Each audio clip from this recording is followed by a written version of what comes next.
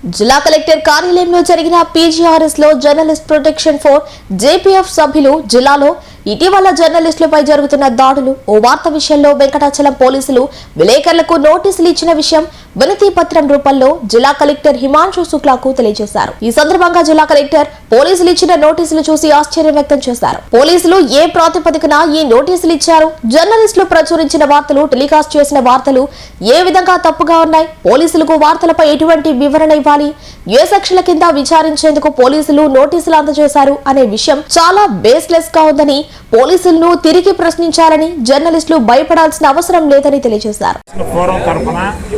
జిల్లా కలెక్టర్ హిమాంశు శుక్లా గారిని కలవడం జరిగింది. ఈ సందర్భంగా ఇటీవల కాలంలో జర్నలిస్టులపై ఇచ్చిన నోటీసుల మీద మాట్లాడడం జరిగింది. జర్నలిస్టులపై పోలీసుల నోటీసులు కూడా నిరసిస్తూ ఈ కార్యక్రమాన్ని శ్రీకారం చుట్టాము. మేమైతే ఒక వినతి పత్రం అయితే సమర్పించాము. జర్నలిస్టులకి మీరు ఇచ్చిన నోటీసులు సరైన కాదు, సరైన పద్ధతి కాదు, ఈ పద్ధతి మార్చుకోవాలని చెప్పాము. అయితే కలెక్టర్ గారు మేము ఇచ్చిన ఈ పిటిషన్ చూసి, ఆ నోటీసులు చూసి అసలు ఇవ్వాల్సిన అవసరం లేదు, ఎందుకు ఇచ్చారో మాకు అర్థం కాలేదు అన్నారు. సబ్జెక్ట్ ఏంటంటే అలాంటి కన్ఫ్యూజన్కి నెల్లూరు జిల్లా పోలీసులు ఉన్నారని దీన్ని బట్టి అర్థమవుతుంది. పోలీసులు జర్నలిస్టులపై కక్ష సాధిస్తున్నారని మేము భావిస్తున్నాము. మా వర్క్ని డిస్టర్బ్ చేస్తున్నారని మేము భావిస్తున్నాము. వర్కింగ్ జర్నలిస్టులలో ఆందోళన గురి చేస్తున్నారని మేము భావిస్తున్నాము. ఈ పద్ధతి పోలీసులు మార్చుకోవాలా. ఇటీవల కాలంలో చిరుకుముల్లో జరిగిన ఒక లాకప్ డెత్ విషయంలో వాస్తవాలు ప్రచురించినందుకు ఆధారాలు అడిగారు. మాకై మేము ఎవ్వరమీ అది లాకప్ డెత్ అని రాయలేదు. అయితే వాళ్ళ బంధువుల ఆరోపణల మేరకు లాకప్ డెత్ అని మాత్రమే రాయడం జరిగింది. బంధువులు ఆరోపించారని చెప్పాము. ఆ బంధువుల ఆరోపణలకి మీ దగ్గర ఏం ఆధారాలు ఉన్నాయని వాళ్ళు అడిగారు. ఏ కేసుకైనా బంధువుల ఆరోపణలు చెప్పాము. మా దగ్గర ఆధారాలు ఉండేదానికి అవకాశం ఉంది, మా దగ్గర ఆధారాలు ఉన్నాయి. అదేవిధంగా ఎస్పీ ఇది లాకప్ డెత్ కాదంటే అది కూడా ప్రసారం చేశాము. అయితే అయినా కానీ కక్ష సాధింపుగా జర్నలిస్టుల మీద ఈ విధంగా నోటీసులు ఇవ్వడానికి మేము ఖండిస్తున్నాం. జర్నలిస్ట్ ప్రొటెక్షన్ ఫోర్స్ తరఫున ఇలాంటి చర్యలు సరైనవి కాదని భావించాం. జర్నలిస్ట్ ప్రొటెక్షన్ ఫోర్స్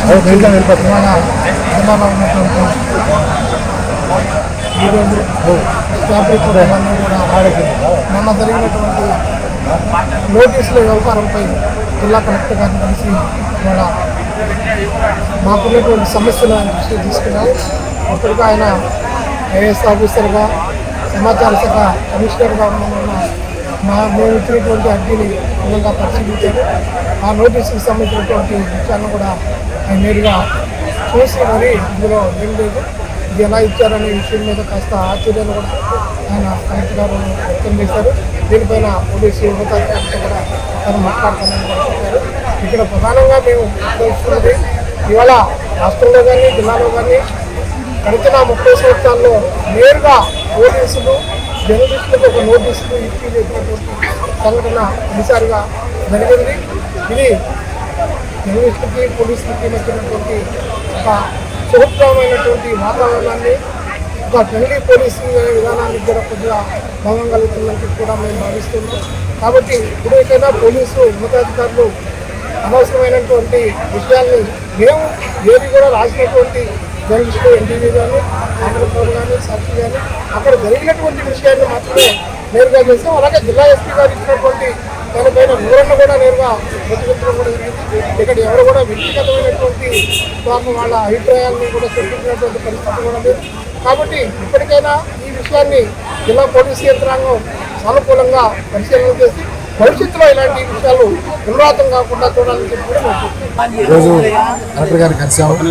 జర్నలిస్టుల సమస్యని నెల్లూరులో జరుగుతున్నటువంటి విషయాన్ని కలెక్టర్ గారు దృష్టికి తీసుకెళ్ళాం. కలెక్టర్ గారు గతంలో కమిషనర్గా పనిచేస్తున్నారు. ఆయనకి అన్ని విషయాలు తెలుసు. ఏదైనా వార్త రాసినప్పుడు లీగల్ నోటీస్ అవ్వడం అనేది ఇప్పటి వరకు జరుగుతుంది. ఇదే తప్ప పోలీస్ స్టేషన్కి వచ్చి జర్నలిస్టు లోన్ ఇవ్వాల్సిన అవసరం లేదు. అది ఏ చట్టంలో ఉందో చెప్తే వింటాం. చట్టం నాకు తెలిసి లేదు. 30 ఏళ్ళ నుంచి జర్నలిజం ఉన్నారు. ఈరోజు లీగల్ నోటీస్ ఇచ్చి తప్ప స్టేషన్కి వచ్చి ఎలా రాసేవారు, ఏమన్నా ఆధారాలు ఏది నిరూపించు ఇవి లేవు. చట్టం ఏమైనా ఉంటే పోలీసు చెప్పాలి. నిన్న కూడా అందరం కలిసి మంత్రి గారిని కలిసాం. మంత్రి గారు కూడా ముఖ్యమంత్రి గారి దృష్టికి, అంటే మంత్రి గారి దృష్టికి, జిల్లాలో నాయకుల దృష్టికి తీసుకెళ్తారని చెప్పారు. వాళ్ళందరినీ కలుస్తాము. జిల్లాలో ఉన్నటువంటి మంత్రులు, ఎమ్మెల్యేలు, ఇతర పక్షాలు కలిసి నెల్లూరులో జరుగుతున్నటువంటి దాడుల్ని వివరించుకున్నాం. ప్రభుత్వం కూడా సానుకూలంగా అర్థం చేసుకోవాలి. మీడియాకి ప్రభుత్వానికి మధ్య ఉన్నటువంటి మంచి సంబంధాన్ని చెడగొట్టే ఇది మాత్రం చూసుకోవద్దు. అది ఎప్పటి నుంచో కొనసాగుతున్నట్టు ఇది చిన్న సమస్యలు ఉంటే మాట్లాడుకోవచ్చు తప్ప నోటీసులు ఇచ్చి చేసి ఇబ్బంది పెట్టడం అనేది మాత్రం కరెక్ట్ కాదు. కలెక్టర్ గారు స్పష్టమైన హామీ ఇచ్చారు, మాట్లాడతాను పోలీసులు ఎంపీ చేశారని మాట్లాడతామని చెప్పారు. తర్వాత నారాయణ గారిని, ఎంపీ గారిని, ఎమ్మెల్యేల గారిని అందరినీ కూడా కలిసి మాకున్న సమస్య మేము వివరించడానికి చాలా సిద్ధం చేస్తున్నాం. అందరూ జర్నలిస్టుల సమస్య ఇది. మేము చెప్పేది ఇది వ్యక్తిగత విషయాల కోసం మేము మాట్లాడాలి. ఎవరైనా వార్త రాసినప్పుడు జర్నలిజం సమస్య జరిగితే మేము వస్తాం. అదే తప్ప వ్యక్తిగత విషయాలు, లోకల్ విషయాల మీద మేము ఫోకస్ చేయడం లేదు. ఆ దృష్టి మేము పోవడం లేదు. చాలా విషయాలు జరిగాయి, వ్యక్తిగతంగా లేకపోవడం. వార్తలు రాసి జర్నలిస్టుల మీద జరిగిన విషయం మాత్రం మేము గట్టిగా మాట్లాడతాం. కట్టుబడి ఒకటి సంబంధిత అర్థం చేసుకోండి, ఇచ్చిన నోటీసులు వెనక్కి తీసుకోండి, కేసులు పెట్టి ఆలోచనకు అది కూడా ఉపసంహరించుకోండి. ఇది మంచి సాంప్రదాయం కాదు. మంచి అదే ఆఫీసరు ప్లస్ రిలేషన్కి దెబ్బతీస్తారు భవిష్యత్తు. అలాంటి ఇది పోకుండా అధికారులు, పోలీసులు మంచి ఉదయంతో అర్థం చేసుకోవాలా. ఫ్రెండ్షిప్గా చెప్తున్నాము. ఇదేదో కొత్త విషయాన్ని చేసుకోకుండా దయచేసి సహకరించాలని కోరుకుంటున్నాం.